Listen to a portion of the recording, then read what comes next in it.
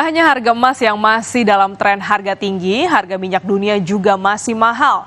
Harga minyak jenis West Texas Intermediate kini dijual di harga $83 per barrel. Sementara jenis Brent $88.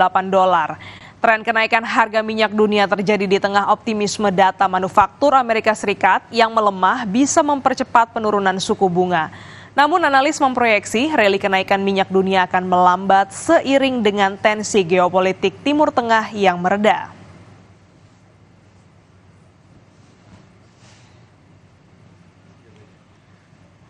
Menparekraf Sandiaga Uno memastikan pariwisata berkelanjutan di Indonesia terus dalam pengembangan.